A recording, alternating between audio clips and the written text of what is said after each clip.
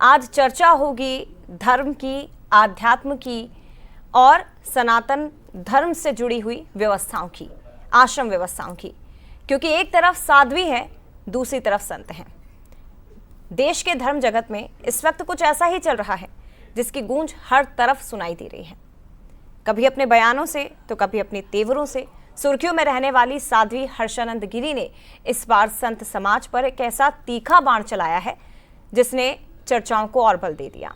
हर्षानंद गिरी कभी संतों के ब्यूटी ट्रीटमेंट लेने की बात करती है तो कभी कहती हैं कि संत सास की तरह व्यवहार करते हैं। इतना ही नहीं, आश्रमों की सुरक्षा व्यवस्था पर भी उन्होंने सवाल खड़े किए हैं। आखिर इसकी वजह क्या है और अब संत समाज इस पर क्या रुख करेगा, क्या कहेगा, इसी पर आज हम चर्चा करेंगे।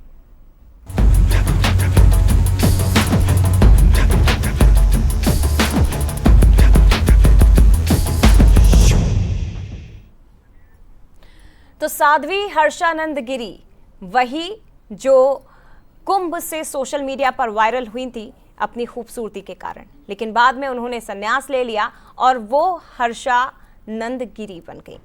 संतों की तुलना उन्होंने सास से कर दी है।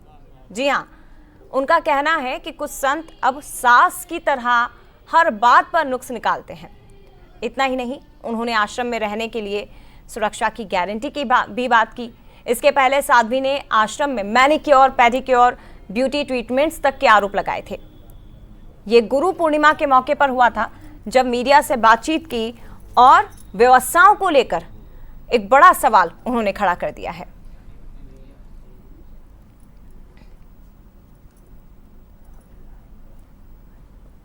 तो भाई जो संत बोल रहे हैं कि मुझे परिवार के साथ नहीं रहना, वो संत मेरी सुरक्षा की 100% गारंटी ले ले अपने जीवन पर्यंत कि जब तक वो जीवित हैं तब तक उनके होते हुए मुझे मेरा बाल भी बांका नहीं होगा। और जो ये गारंटी ले लेता है, मैं उनके आश्रम चली जाऊंगी, अपना बोरिया बिस्तर लेके मैं वहीं रहने लगूंगी। ये कौन से संत हैं जो मतलब संत से ज्यादा मेरी सास बन गए हैं कि हर बात पे ये मुंह फुला लेते। वो पार्लर को अपने आश्रम में बुला लेते हैं और हिडन तरीके से मैंने देखा हुआ है वो मैनिक्योर पेडिक्योर करवा रहे हैं। अब मैं वो सब नहीं करवाती हूँ, लेकिन मुझे अच्छा लगता है कि हम जहाँ पे लक्ष्मी जी को पूजते हैं, कृष्ण जी को, नारायण को पूजते हैं, जो इतने सुंदर तरीके से रहते हैं, तो उनकी पूजा करने वाला या उनको मानने वाला वो क्यों नहीं सुंदर रहने का अधिकारी है। जिन संतों ने टीका टिप्पणी की है उनके पास खुद के बड़े बड़े आश्रम है तो वो तो वहाँ रह सकते हैं। मेरे पास दो ही ऑप्शन है रहने के लिए, या तो मैं गुरुजी के आश्रम में कुछ दिन रहूं या फिर अपने घर में रहूं। तो देखिए, सनातन परंपरा में आश्रम त्याग, तप और आस्था का एक बड़ा केंद्र माने जाते हैं। लेकिन अगर वहीं पर सवाल खड़े हो जाएं महिला सुरक्षा को लेकर, व्यवस्थाओं को लेकर, साधु संतों के रहन सहन को लेकर, तो ये सवाल केवल व्यक्तिगत नहीं होते, किसी एक व्यक्ति पर नहीं होते, बल्कि पूरी व्यवस्था की विश्वसनीयता पर सवाल खड़े कर देते हैं। बंसल न्यूज़ के कुछ सुलगते सवाल और उसके बाद हम चर्चा की शुरुआत करेंगे। सवाल यह है कि क्या आश्रम में ब्यूटी ट्रीटमेंट की इजाज़त दी जानी चाहिए या नहीं होती। सवाल ये कि वैराग्य की राह पर ब्यूटी ट्रीटमेंट की आखिर ज़रूरत भी क्या है। सवाल ये भी कि 100% सुरक्षा गारंटी के मायने क्या हैं, जिसका जिक्र हर्षानंद गिरी कर रही हैं। क्या आश्रम में लड़कियां सुरक्षित नहीं हैं, महिला साध्वी सुरक्षित नहीं है। इन बयानों के बाद भक्तों का विश्वास कैसे बचेगा, वो भी डगमगाने लगता है। संतों की तुलना सास से करना कितना ठीक है, कितना उचित है। और सवाल ये भी कि क्या इससे संतों की छवि धूमिल हो रही है। सनातन धर्म पर सवाल हो रहे हैं और संतों का साध्वी के बयान पर क्या स्टैंड होगा, ये भी एक बड़ा सवाल है। इसी पर आज हम चर्चा करेंगे, समझने की कोशिश करेंगे कि हर्षानंद गिरी की इस टिप्पणी के बाद, इस बयान के बाद आखिर तमाम साधु संतों का क्या मानना है। हमारे साथ इस वक्त महामंडलेश्वर स्वामी अनिलानंद महाराज जी मौजूद हैं। बहुत आपका स्वागत है और आपको प्रणाम भी करते हैं, आप हमारे साथ इस कार्यक्रम में जुड़े। इसके साथ ही हमारे साथ है महंत आचार्य सीताराम दास जी, इस वक्त जुड़ गए हैं। साकेत भवन पीठाधीश्वर अयोध्या धाम से हमारे साथ जुड़े हैं। आप दोनों का ही एक बार फिर से मैं स्वागत करना चाहूँगी। और सबसे पहले अनिलानंद जी, आपसे ही इस पर प्रतिक्रिया, क्योंकि आप खुद वैराग्य जीवन अपनाए हुए हैं, आप साधु संत हैं और अब जो एक नई बहस छेड़ दी है हर्षानंद गिरी ने, क्या कहेंगे इस पर? सबसे पहले आपकी पहली प्रतिक्रिया। देखिए, हर्षानंद गिरी ने जो सवाल और जो जवाब दिए हैं और जो मीडिया से मुखातिब होकर जो बातें उन्होंने कही हैं, देखिए ठीक है, उन्होंने संन्यास लिया और फिर से वो अपने वास्तविक धर्म में चली गई, जो है जो वो काम करती थी उसमें चली गई। हम लोगों को एतराज जब हुआ कि डबल से जब आपने संन्यास लिया, तो वही खतरा था कि जब पहले आपने संन्यास लिया और फिर आप चली गई वापस, और फिर से आप अगर आ गई हैं तो ठीक है, आपका स्वागत है, सम्मान है भाई। संत तो सभी एक कहते हैं कि संत हृदय नवनीत समाना, कहा कबिन पर कहा ना जाना। तो संत तो वो होता है कि बिल्कुल नरम हृदय के लोग हैं कि आपका फिर से उन्होंने स्वागत किया कि ठीक है आप आइए। अब आपने फिर से जिस बात का हमें डर था उन्हीं बातों को लेकर फिर से आप सामने आ गई, फिर से आप संतों को टारगेट कर रही हैं। फिर आप कह रहे हैं कि संतों के आश्रम में तो जो ब्यूटी पार्लर भी खुले रहते हैं, संतों के आश्रम में इस प्रकार की गतिविधियां चलती हैं। तो मुझे ये पूछना है हर्षा रेछारिया जी से कि भाई आप किन किन संतों के आश्रम में गई और कौन कौन सी व्यवस्थाएं आपको खराब दिखी, पहले उसका वर्णन करिए और नाम सहित करिए। अगर आपके मन में चोर नहीं है तो मैं क्यों संतों को टारगेट कर रही हैं आप? अगर आपके मन में चोर नहीं है तो आप नाम लेके बताइए कि मैं फलाने के आश्रम में गई थी और वहां ये व्यवस्था गड़बड़ थी। लेकिन ऐसे सबको गुमराह करके संतों को बदनाम करने की कोशिश, सनातन को टारगेट करने की कोशिश, तो इसीलिए मैंने कहा था कि भाई आपको या तो कहीं से किसी प्रकार की कोई व्यवस्था मिल रही है कि आप इसी संतों के बेस में, संतों के बीच में जाइए और संतों को बदनाम करिए, सनातन को टारगेट करिए। भाई हम आपका सम्मान कर रहे हैं। आपको ऐसा क्यों लग रहा है कि वो संतों को टारगेट कर रही हैं? क्योंकि अब तो वो तो खुद इस उसमें आ गई ना, अब तो वो खुद सन्यासी बन गई हैं, वो भी इसी धर्म में आपसे तो जुड़ गई हैं, तो आपको क्यों लग रहा है वो टारगेट कर रही हैं? मतलब जब मीडिया ने उनसे पूछा तो वो यही कह रही हैं कि सजना क्या वर्जित है अगर मैंने संन्यास ले लिया है तो। कृष्ण जी का भी उदाहरण उन्होंने दिया कि कृष्ण जी भी तो सजते थे, तो उसमें बुराई क्या है? क्या ये वर्जित है? नहीं, बिल्कुल वर्जित नहीं है। हाँ। आप एक महिला है, महिला सदैव पूजनीय है हमारे सनातन धर्म में ही। मैं आपको फिर से एक बात दोहरा दूं कि मात्र सनातन धर्म एक ऐसा धर्म है जहां महिला का इतना सम्मान होता है कि उसको सिरमौर बनाया जाता है। आप सजिए सवरिए, कोई दिक्कत नहीं है। जो जिस प्रकार की जिस विधि में आप जी रही हैं उस विधि में आप संन्यास परंपरा में रहे तो आप सजिए, लेकिन इसका मतलब ये नहीं कि आप हर किसी को टारगेट करने की कोशिश कर रहे हैं कि संत जो है अपने आश्रम में ही ब्यूटी पार्लर बुला लेते हैं। भाई ये कौन सा, मतलब इसका मतलब ये है कि आप अभी तक जिन संतों से मिली उन संतों के जो है आचरण ठीक नहीं थे कि आपने, भाई जब आप इतना बोल रही हैं तो इसका मतलब उनका हिसाब किताब कुछ गड़बड़ रहा होगा। तो मेरा ये निवेदन है उनसे कि वो उन संतों के नाम उजागर करें, उन आश्रमों के नाम उजागर करें कि जहां ब्यूटी पार्लर उनको जाते हुए नजर आए, जहां ब्यूटी पार्लर में संत सजते हुए नजर आए, उन संतों के नाम उजागर करें, उन ब्यूटी पार्लरों के नाम उजागर करें। तो उसमें देखिए सांच को आंच नहीं है। आप गुमराह करके सारे सनातन को और संत समाज को टारगेट करने की कोशिश मत करिए। एक और मेरा सवाल है स्वामी जी आपसे, और उसके बाद में आचार्य जी के पास जाऊंगी। सवाल ये कि अभी आपने आचरण का जिक्र किया, उन्होंने मीडिया से जो बात की है हर्षानंद गिरी ने, अपनी बातचीत में उन्होंने यही बताया है, क्योंकि वो नाम नहीं ले रही हैं पर ये कह रही हैं कि कुछ साधु संत मेरे ऊपर उंगली उठा रहे हैं कि मैं क्यों अपने माता पिता के यहाँ रह रही हूँ, तो आप मुझे सुरक्षा की 100% गारंटी दे दीजिए कि मैं किसी आश्रम में जाकर रहने लगूं और मैं पूरी तरह से वहां पर सुरक्षित रहूं जब तक मेरा आश्रम नहीं बन जाता। तो ये तो हमेशा से एक गंभीर सवाल रहा है ना, संतों को लेकर, साधुओं को लेकर, या इस परंपरा को लेकर भी, क्योंकि कई ऐसे साधु संत हैं, शुरुआत से ही हमने देखा, आप भी बहुत अच्छे से जानते होंगे कि उनके ऊपर उंगलियां उठी हैं महिलाओं की सुरक्षा को लेकर। नहीं, बिल्कुल आपका जो सवाल है बिल्कुल सही है, और उसने जो सवाल पूछा हर्षा रेछारिया ने वो भी बहुत अच्छा सवाल है। हाँ। देखिए ऐसा है कि वो अपने घर में रहे, संतत्व आदमी के मन से होता है, इन कपड़ों से, इन तन से नहीं होता है। आपके मन में अगर संतत्व है तो आप जो है संत सभा के सम्मानीय सदस्य हैं। लेकिन इस प्रकार से और उनको किसने कह दिया कि आप घर में नहीं रह सकते, आप रहिए खूब घर में?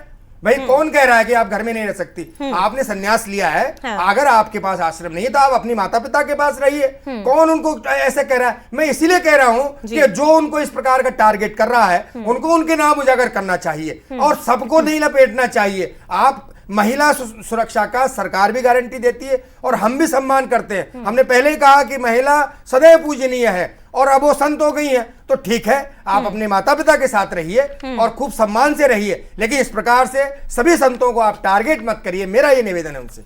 ठीक है, आचार्य जी, सवाल सबसे पहला मेरा आपसे यह है कि अभी जिस बात का जिक्र किया है स्वामी जी ने, अनिलानंद जी ने, उन्होंने कहा कि आप अपने घर में रह सकते हैं, आप माता पिता के साथ रह सकते हैं। मुझे ज़रा ये समझाइए कि अगर किसी व्यक्ति ने ये अपना लिया है कि वो सन्यासी हो जाए, वो वैरागी हो जाए, और उसके बाद उसने अपना पिंडदान कर दिया जैसा कि हर्षानंद गिरी ने किया है, तो क्या वो माता पिता के साथ रह सकती है? पिंडदान कर दिया, इसका अर्थ तो यह है ना कि मृत्यु के पश्चात पिंडदान होता है, तो वो व्यक्ति वापस लौटकर तो नहीं आ सकता, तो फिर वो कैसे इस जीवन में रह सकती हैं? निश्चित रूप से जया जी, स्वामी अनिलानंद जी महाराज जी ने जो कहा है वो यथार्थ सत्य कहा है। शास्त्र भी यही इजाजत देता है। ठीक है, आपने अपना पिंडदान कर दिया है, अच्छी बात है, लेकिन घर में रहना कोई बुरा नहीं है। घर में भगवान का भजन नहीं किया जा सकता है। मन पवित्र होना चाहिए, मन भगवान के प्रति समर्पित होना चाहिए। वस्त्र बहुत मायने नहीं रखता है, वेश बहुत मायने नहीं रखता। अगर जिसका मन पवित्र हो, आत्मा शुद्ध हो, भगवान का आराधना करने की भक्ति अंदर उत्कंठा जागृत हो, भगवान का आराधना कर सकता है। लेकिन उनकी जो टिप्पणी संतों पे है, क्या आपको जिस व्यक्तिगत संत ने आपके ऊपर टारगेट करने का काम किया है, आप उनका व्यक्तिगत नाम लीजिए। आप इस प्रकार से हमारे संपूर्ण सनातनियों के जहां आस्था का केंद्र बिंदु हमारे ही जो है धर्माचार्य होते हैं, आप उस प्रकार उनको टारगेट करने काम करिएगा, ये अज्ञानता है। और देखिए इनकी वैराग की कितनी समय हुआ, संन्यास लिए हुए इनकी कितना अभी बीज का अंकुरन भी नहीं हुआ है। ज्ञान का अभाव है, क्योंकि संतों का सानिध्य प्राप्त नहीं हुआ है, शास्त्रों का ज्ञान नहीं है। जब व्यक्ति को शास्त्रों का ज्ञान नहीं होता है, संतों का जो है सानिध्य प्राप्त नहीं होता है, सत्संग जीवन में नहीं होता, तो इस प्रकार के अनाप शनाप निरर्थक जो है प्रमाद करती रहती हैं। नहीं करना चाहिए, बचना चाहिए। अगर संतों ने कुछ कह दिया, अगर आपके माता पिता गुरुजन अगर डांट दें, अगर आपके लिए ही मेरे लिए अगर कुछ करें, तो ऐसा नहीं होता कि मैं आपको उनको पलट करके जवाब दिया। अगर पलट करके जवाब देना ये अज्ञानता का काम जो है, अज्ञानता प्रदर्शित करता है, तो निश्चित रूप से सब्र करने की आवश्यकता है। शास्त्रों का ज्ञान करिए, संत महापुरुषों के सानिध्य प्राप्त करिए और भजन करिए। भजन करिएगा, नाम जप करिएगा, अपने आप आपके जीवन में परिवर्तन आएगा। संतों के संग होगा तो परिवर्तन आएगा, जिससे आप समाज को एक अच्छा दशा दिशा निर्देश कर सकते हैं। क्योंकि आपने जो चोला धारण किया है, समाज को दशा दिशा के लिए जो चोला धारण किया है, न कि अपने बनने के लिए। संत जो होता है परमार्थ के कारण साधु धरा शरीर, परमार्थ के लिए साधु शरीर धारण करता है। इसलिए कहा गया परम कार्यम साधनोति इति साधु, जो दूसरे का कार्य को साधे, समाज की हित करे, राष्ट्र के उत्थान की बात करे, समाज को जोड़ने की बात करे, वही तो असली साधु है। अगर आपने संन्यास जीवन लिया है तो सभी को जोड़िए, कहीं किंचित मात्र से अपने आप इतना व्यथित मत हो जाइए। अभी सीताराम दास जी, अभी क्योंकि हर्षानंद गिरी हमारे साथ जुड़ी नहीं है, नहीं तो उनसे ये तमाम सवाल सबसे पहले मैं पूछती। सवाल ये भी उठता है ना कि जैसे आप कह रहे हैं कि कोई संत अगर आपसे कुछ कह दे तो आप क्यों, आपको प्रतिक्रिया देनी है, आप शांत हो जाइए, आप चुप्पी साध लीजिए, आपको नहीं प्रतिक्रिया देनी चाहिए। दूसरी तरफ साधु संतों में ये भी देखा जाता है कि ज़रा सी कोई बात कही नहीं, जैसे आज जिस विषय पर हम बात कर रहे हैं, भले ही वो सनातन धर्म से जुड़ा हुआ हो, अध्यात्म से जुड़ा हुआ हो, साधु संतों से जुड़ा हुआ हो, लेकिन है तो गंभीर विषय ना। महिलाओं की सुरक्षा को लेकर भी वो बात कर रही हैं, साज सज्जा को लेकर भी वो बात कर रही हैं। और जब इस तरह की बातें होती हैं, जब ऐसे विषय आते हैं, तो फिर क्यों सनातन धर्म में या साधु संत उस विषय को ही धर्म पर हमला मान लेते हैं? आलोचना को आलोचना की तरह लीजिए ना, उसे हमले की तरह क्यों लिया जाता है? देखिए, मेरा कहना है, मैं आलोचना को आलोचना के ही ढंग से लेना जानना चाहता हूँ। हाँ। इसको जो है धर्म पे नहीं मानता हूँ। लेकिन हाँ। इस प्रकार से अगर सनातनी आपस में जो है क्रिया की प्रतिक्रिया करते रहेंगे तो संदेश अच्छा नहीं जाएगा जी। मैं कहना चाहूंगा, अभी हर्षानंद गिरी जी की अभी वैराग संन्यास के जीवन का अभी अंकुरन है। बहुत लंबी जीवन अभी वैराग का, संन्यास का नहीं है। इसलिए आप थोड़ा सा धैर्य धारण करिए। धैर्य ही आपको जो है एक उत्तम मार्ग प्रशस्त करेगा। और जिन महापुरुषों के द्वारा इस प्रकार से टिप्पणी की जाती है, वो भी नहीं करना चाहिए। किसी को प्रोत्साहित करने का काम करिए, किसी को हतोत्साहित नहीं करना चाहिए, उसको प्रमोट करिए। सनातन में आई है, उनको जोड़िए, उनको हर्षोल्लास करिए, जिससे वो समाज को एक अच्छा दशा दिशा दे सकते हैं। हमारे महिला सशक्तिकरण पे और महिलाओं पे, हमारे बहन बेटियों पे काम कर सकते हैं। जिस तरह से हमारे बहन बेटियों को लव जिहाद, धर्मांतरण इत्यादि कई जो है दूषिता कुरीतियां की जाती है, उससे बचाया जा सकता है। इन्हीं जैसे जो है सन्यासियों को, जो हमारे बहन है, इनको जो है एक अच्छा मार्ग मिलेगा, तो हमारे अनेक बहन बेटियों को के अच्छा मार्ग देंगे। लेकिन इन सभी चीजों से बचने की आवश्यकता है, इनको भी धैर्य धारण करना चाहिए। संतों पे आकर के इस प्रकार की टिप्पणी देने से वो स्वयं में अज्ञानता को सनातन धर्म तो यही करेंगे। सिखाता है ना सीताराम दास जी, सनातन धर्म तो यही सिखाता है। हमने कई बड़े साधु संतों को सुना है जो यही कहते हैं कि अगर आपने वैराग्य जीवन अपना लिया है तो आपके अंदर धैर्य होना चाहिए, आपके अंदर ईर्ष्या का भाव नहीं होना चाहिए। कोई अगर आपसे कुछ कह दे तो आप चुप्पी साध लें, आप आक्रोशित ना हो, वही एक सच्चा संत है, एक वही सच्चा साधु है। हमने यही सुना है। पर आजकल वो, मैं शायद गलत हो सकती हूँ सर, क्योंकि मैं बहुत छोटी हूँ, बहुत नासमझ भी हूँ, मुझसे अगर गलती हो जाए तो मुझे क्षमा करिएगा, लेकिन मैंने वो नहीं देखा है। संतों की तरफ से प्रतिक्रिया आती ही है स्वामी जी। मतलब आप देखिए, हम कुंभ में जाते हैं, अभी प्रयागराज का जो कुंभ हुआ है, आप शायद इससे सहमत हो ना हो सर, मुझे बताइएगा, क्योंकि एक भेदभाव और एक आडंबर हमने देखा है श्रद्धालुओं के बीच में जो संत शायद करते हैं। एक संत ऐसा है जो छोटे से टेंट में, छोटी सी कुटिया में अगर महाकुंभ में होगा तो वहां श्रद्धालु नहीं पहुंचेंगे, लेकिन दूसरा संत जो एक भव्य पंडाल जिसका होगा, जिसके पंडाल में एसी की व्यवस्था होगी, वहां पर आपके फॉरेन से भी श्रद्धालु पहुंचेंगे, वहां पे गरीब श्रद्धालु भी पहुंचेंगे, तो उनके बीच में भी अंतर किया जाता है। नहीं देखिए, अंतर करने की बात यहाँ नहीं आती है। संत तो तुलसी का पत्ता छोटा अगर चढ़ाएंगे भगवान को या बड़ा चढ़ाएंगे, एक ही बराबर होता है। ऐसे ही संत होते हैं, ये अपनी अपनी नजरिया है देखने का कि हम किसको बड़ा मान रहे हैं और किसको छोटा मान रहे हैं। जैसे पूज्य महाराज श्री ने अभी बताया, तो वो इतना आडंबर क्यों, इतना आडंबर क्यों, इतना दिखावा क्यों? समय की आवश्यकता के हिसाब से देखिए, एक बात बताएं आपको कि अगर हम आपसे पूछते हैं, अब बहुत अच्छा सवाल किया आपने, कि अगर आप हमारे यहाँ कुंभ में आती हैं और गर्मी की मौसम में, अभी उज्जैन में जैसे आप कुंभ में आएंगी और गर्मी के मौसम में आपका मन है कि हमें 4 दिन कुंभ में रुकना है, तो आप भी एसी कमरा तलाशेंगे वहीं टेंट में, या कोई भी आदमी। तो हमारी मजबूरी हो जाती है। और हमें देता कौन है? हमें आप लोग देते हैं, समाज देता है। और समाज देता है तो समाज के लिए व्यवस्था करते हैं, हम कोई अपने लिए तो व्यवस्था करते नहीं है। भाई मंदिर है, आश्रम है, या कुंभ के जो बड़े बड़े आलीशान टेंट लगाते हैं, उसका पैसा कौन देता है? समाज देता है। और समाज की व्यवस्था होती है, कोई उसमें पूरे संत तो नहीं रहते। ये वो महाराज जी जिनका वो टेंट है, वो अकेले तो उसमें रहते नहीं है। तो ये सवाल उठाना, कई लोगों ने हमसे ये पूछा कि संत बड़ी बड़ी गाड़ियों में क्यों घूमते हैं, तो हमने उनसे कहा कि वो समय था जब बैलगाड़ी से चलते थे, तो राजा भी बैलगाड़ी से चलता था, संत भी बैलगाड़ी से चलता था। लेकिन आज जब व्यवस्था, अगर मुझे आज यहाँ से बॉम्बे जाना है और 10 घंटे का समय दिया है आपने, तो क्या मैं बैलगाड़ी से जा सकता हूं? मुझे बड़ी गाड़ी का सहारा लेना पड़ेगा। तो ये समय की अनुकूलता है, समय की व्यवस्था है। आलीशान टेंट लगाएं, उसमें एसी लगाएं, और वो सब समाज की व्यवस्था है और समाज के लिए व्यवस्था है। लेकिन ये मुझे जरा समझाइए कि ये सामाजिक व्यवस्था है। अगर मैं आश्रम व्यवस्था की बात करूं, जिस पर हर्षानंद गिरी ने सवाल उठाए हैं, ये सामाजिक व्यवस्था है या आध्यात्मिक व्यवस्था है? मतलब ईश्वर को प्राप्त करना है, अगर आपने सन्यासी जीवन अपना लिया है तो यानी कि आप ईश्वर की राह पर चल पड़े हैं। ऐसे ही ईश्वर मिलेगा क्या? मतलब आश्रम में आप जाएंगे, उसी के जरिए क्या ईश्वर की प्राप्ति होगी? बिल्कुल नहीं। आपने जो सवाल किया ये वास्तविक सवाल है और ये सभी सनातनियों को इसको ग्रहण करना चाहिए कि आश्रम में जाकर ही नहीं, आपके मन के अंदर जाके ईश्वर की प्राप्ति। दुनियावी चीजें होंगी तो ईश्वर कैसे प्राप्त होगा? नहीं। फिर देखिए, ये बुनियादी, ये जो इस प्रकार से जो चीजें हैं, आलिशान चीजें हैं, ये कभी कभी की जाती हैं, जब मेला लगता है तब की जाती हैं। नहीं तो आप जाइए, हमारे जितने त्यागियों के हमारे आश्रम है, जितने बड़े बड़े सन्यासियों के आश्रम है, जितने उदासियों के आश्रम है, आप जाइए वहां आश्रम में, आपको सादा भोजन, उच्च विचार, ये सारी व्यवस्थाएं मिलेगी। वहां कोई आलिशान चीज नहीं मिलेगी आपको इस प्रकार से जो आपको आपके मन को भयभीत कर दे और मन को आकर्षण कर दे। ऐसी किसी आश्रम में कोई व्यवस्था नहीं होती। लेकिन हाँ, वो उससे हटकर जहां समाज की व्यवस्था आश्रम में की जाती है, वहां वो व्यवस्था हमें करना पड़ती है। आप ये बताइए कि हम एक घास भूस की चटाई अगर बिछाएंगे तो आप क्या उसमें बैठेंगे आके वहां? आप भी कहेंगे कि महाराज जी यहाँ तो कालीन चाहिए थी, तो कालीन आपने ला के दे दी, हमने बिछा ली। बात इतनी सी है। इसमें संतों को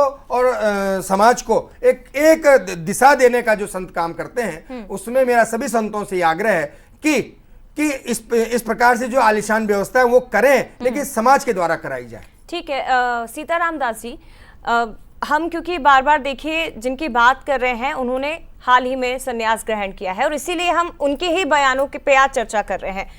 वो आश्रम व्यवस्था को लेकर सवाल उठाती हैं, वो महिला सुरक्षा को लेकर सवाल उठाती हैं और वो ये कहती हैं कि कुछ साधु संत ऐसे हैं जो सास की तरह बार बार रोक टोक करते हैं। क्या ये उचित है?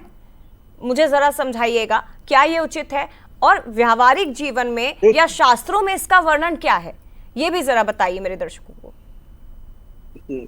जया जी, जो हर्षानंद गिरी जी का जो वक्तव्य है या जो संतों का वक्तव्य है, तो संत जो होते हैं अच्छे मार्ग प्रशस्त करने का काम करते हैं। किसी के जीवन में पथ प्रदर्शक होना चाहिए, मार्गदर्शक होना चाहिए। अगर किसी संतों ने आपका मार्ग प्रशस्त कर रहा है या कर रहे हैं तो आप पे टिप्पणी न करिए, उनके मार्गों को चलने का प्रयास करिए। मर्यादा पुरुषोत्तम भगवान के जीवन चरित्र को स्वीकार करिए। जब आप मर्यादा पुरुषोत्तम भगवान के जीवन चरित्र को स्वीकार करेंगे तो आपको इस प्रकार की जो है भावनाएं अंदर अंतःकरण में जागृत नहीं होगी। लेकिन संतों से का निवेदन है कि अपने लोगों को सहजने का प्रयास करिए। इससे उनकी भावनाएं आहत होती है, वो टूट जाती हैं, फिर उनके जो है आस्था पे कहीं न कहीं जो है कुठाराघात हो जाता, आस्था कहीं न कहीं जो है डगमगा जाता है। तो किसी की आस्था को डगमगाया न जाए, उसकी आस्था को अडिग करने का प्रयास किया जाए। आपने भी जो है धार्मिक स्थलों की बात कही कि वहां पे किस प्रकार से लग्जरियस होती है। देखिए, किसी भी धार्मिक स्थान जो होता है वहां पे समाज से जुड़े हुए व्यवस्थाएं होती है। साधना कक्ष अलग होता है, उसको जो है भोजनालय कक्ष अलग होता है, आवास की व्यवस्थाएं अलग होती है। तो सारी व्यवस्थाएं को अलग अलग किया जाता है। साधना का जो विधि व्यवस्था होता है, जो साधना करने वाले हैं, जो अनुष्ठान करने वाले हैं, वो साधना अनुष्ठान करते हैं, करते हैं लोग। और जो वहां पर लोग जाते हैं, वहां के वातानुकूलित अपने जीवन को जो है, अब जो एसी में अपने जीवन यापन कर आ रहे हैं, क्या वो गर्मी में रह पाएंगे? नहीं रह पाएंगे। उनको तो चाहिए जो एसी चाहिए। तो उनके लिए भी व्यवस्था करना हमारे सनातनी, हमारे महापुरुषों का है। तो इस पे कोई टिप्पणी नहीं करना चाहिए। हमारे यहाँ किसी प्रकार का कोई भेदभाव नहीं होता है। हम लोग तो जो है भेदभाव को समाप्त करने का प्रयास करते हैं। कहीं कुछ हो सकता है, ऐसी बातें नहीं है। लेकिन उन महापुरुषों से और इनसे भी ये निवेदन करूंगा, किसी महापुरुषों के बताए गए मार्ग को आप अनुसरण करने का काम। एक और मेरा सवाल है सीताराम दास जी, जल्दी से सर, मेरे पास समय की थोड़ी सी कमी है, फिर मैं महाराज जी के पास जाऊंगी। सवाल यह है कि महिला सुरक्षा को लेकर भी उन्होंने बात कही है, 100% गारंटी दे दे कि मैं किसी आश्रम में सुरक्षित रहूंगी तो मैं आश्रम में जाकर रह लूंगी, नहीं तो मैं अभी अपने माता पिता के साथ ही रह रही हूँ। मुझे ये बताइए कि महिला सुरक्षा का जब मुद्दा ऐसे सनातन धर्म में उठने लगता है या वैराग्य जीवन में उठने लगता है तो वो तो बहुत गंभीर हो जाता है ना। क्या व्यवस्था रहती है अगर कोई संन्यास ले रही है महिला, तो आश्रमों में या उस जगह पर क्या व्यवस्था रहती है महिला सुरक्षा की? और जब ऐसे आरोप संत समाज से जुड़ा हुआ ही कोई व्यक्ति लगाए, खासतौर पर महिला, तो फिर लोगों के बीच में क्या संदेश जाएगा, श्रद्धालुओं के बीच में क्या संदेश जाएगा? देखिए, हर्षानंद गिरी जी की अज्ञानता है। किसी आश्रम में इन्होंने अपना समय व्यतीत किया, व्यतीत नहीं किए। आप आश्रम पे सवाल क्यों खड़ा कर रही हैं? नहीं करना चाहिए। ऐसे अनेकों आश्रम हैं जहाँ पे हमारे साध्वी माताएं, बहनें, बेटियां रहती हैं, शिक्षा ग्रहण करती हैं, एक अच्छे मार्ग का अनुसरण करते हैं और समाज के लिए एक अच्छा मार्ग देने का काम करते हैं। कहीं कोई कुरीतियां नहीं है। हमारे यहाँ बहुत पारदर्शिता है। हम लोग तो शक्ति को पूजा करने वाले हैं, शक्ति का आराधना करने वाले लोग हैं। बिना शक्ति के शक्तिमान नहीं हो सकता। ठीक है, मुझे क्षमा करिएगा, मेरे पास समय कम है। महाराज जी, जल्दी से आपका रिएक्शन। देखिए, मैं हर्षानंद गिरी जी से ये कहना चाहता हूँ कि ठीक है, आप सनातन में आई और संन्यास आश्रम में आई, आपका सम्मान है, लेकिन आपको एक आग्रह हम करेंगे कि पहले आप रामचरितमानस एक बार पढ़ लीजिए कि माता सीता वो तो साक्षात लक्ष्मी का स्वरूप थी, और जब यहाँ मनुष्य रूप में आई तो किस प्रकार से उन्होंने जीवन जिया और कितना जीवन जिया और क्या ऐश्वर्य उनके जीवन में था, और पूरे वन की उन्होंने यात्रा करी और पूरा जीवन पर्यंत वो वनवासी के भेष में रही। क्या आपने वो रामचरितमानस नहीं पढ़ा? आपको पहले रामचरितमानस पढ़ना पड़ेगा और उस प्रकार से संतों से, जिस प्रकार से जिन संतों का आप वो कर रही हैं, उल्लेख कर रही हैं, मेरा निवेदन है कृपया आप उनके नाम उजागर करिए कि जिन संतों के आश्रम में आपने ये अव्यवस्था देखी, लेकिन आप सबको टारगेट करने की कोशिश मत करिए। ये बहुत जरूरी है महाराज जी, जरूरी है महाराज जी, क्योंकि देखिए सवाल यहाँ पे किसी एक व्यक्ति का नहीं है, सवाल व्यवस्था का है। और बात अगर सनातन धर्म की हो रही है, परंपरा की हो रही है, तो धर्म और संत परंपरा बनी रहे, लोगों का उस पर विश्वास बना रहे, इसके लिए व्यवस्थाओं के साथ साथ जवाबदेही भी बहुत जरूरी हो जाती है। बहुत धन्यवाद आपका अनिलानंद महाराज जी, प्रदेश कार्यकारी अध्यक्ष अखिल भारतीय संत समिति मध्य प्रदेश से हमारे साथ जुड़े थे, महामंडलेश्वर भी हैं। और इसी के साथ हमारे साथ सीताराम दास जी जुड़े थे, साकेत भवन पीठाधीश्वर अयोध्या धाम से। इसी के साथ हमारी खास चर्चा में इतना ही। मुझे दीजिए इजाजत, आप देखते रहिए बंसल न्यूज। नमस्कार।